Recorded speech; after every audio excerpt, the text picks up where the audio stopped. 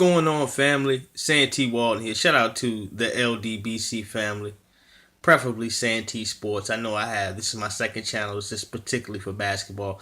But I'm so proud of LeBron James and Kyrie Irving for not letting the media dip into their business and to turn this into a situation of a Shaq and Kobe. Camaraderie means everything at a time like this. Camaraderie means 100% love at a time like this.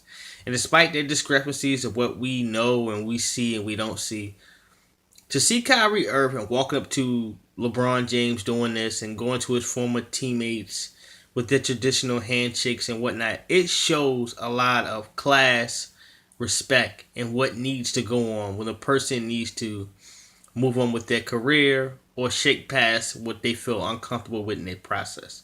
Either or. But I love it. Let's talk about it.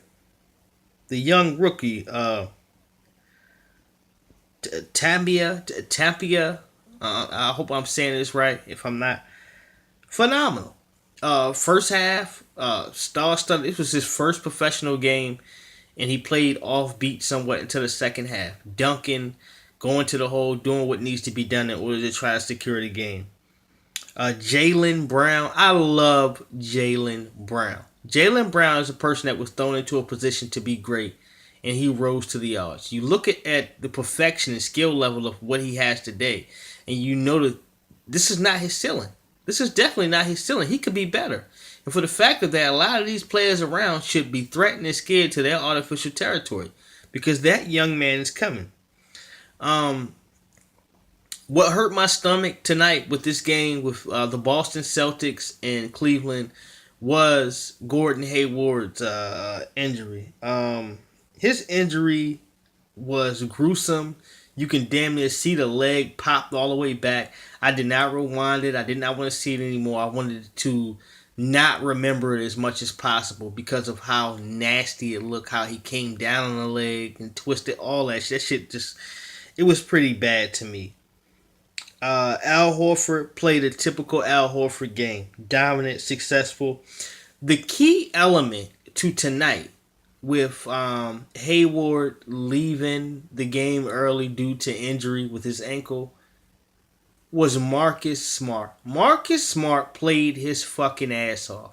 And it may not look a whole big deal to numbers compared to everyone else, but Marcus Smart came out there and he went for the gusto and balled his ass off, drawed fouls damn near off of the whole Cleveland fucking team, and got his points by any means necessary. You have to respect a man like that. Okay? Aaron Baines, taking care of the garbage and trash for what Al Horford couldn't do. Aaron Baines was damn near perfect from grabbing rebounds from the Cleveland Cavaliers. Cleveland has a lot of work to beat Golden State. Let's get to Cleveland. Derrick Rose looked like the Chicago Derrick Rose coming out this bitch and straight up running up in the hole with all these layups, distracting people, throwing folks off of balance, and getting to work offensively. If he keeps playing like this, in my personal opinion, he needs to continue to start for the rest of the year. One thing that they pointed out is when LeBron James was working out in the offseason, he had Derrick Rose with him pretty much the whole time, along with D-Wade. So that is beautiful. Dwayne Wade. Dwayne Wade did a lot of things that were not seen as far as his level of defense, drawing fouls, setting up good plays in order for people to be in position. D-Wade is going to continue to be sharp. This is the man that showed LeBron James how to win championships. So trust and believe this will make him a lot greater player. No one else can drive this out of him other than D-Wade.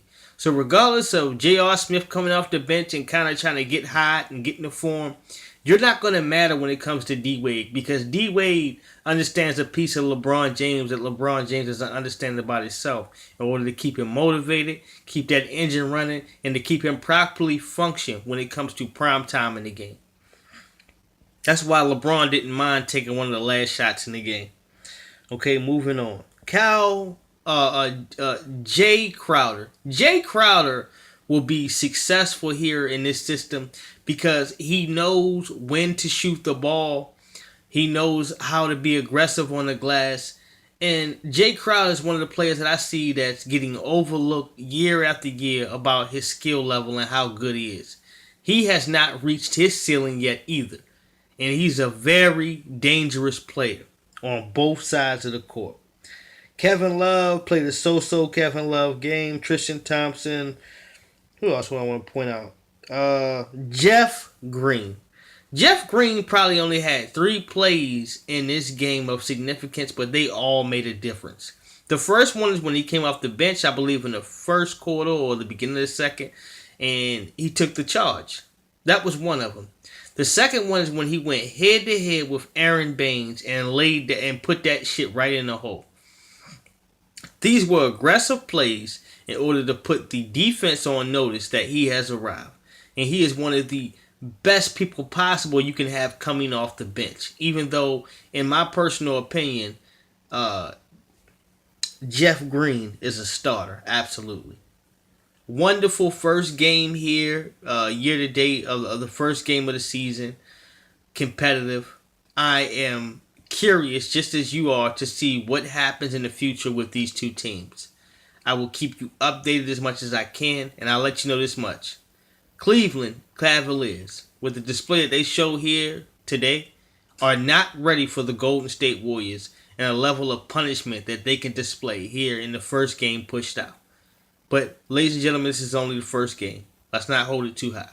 This is Santee Sports here. I'll holler at you. Y'all be safe now. In a minute.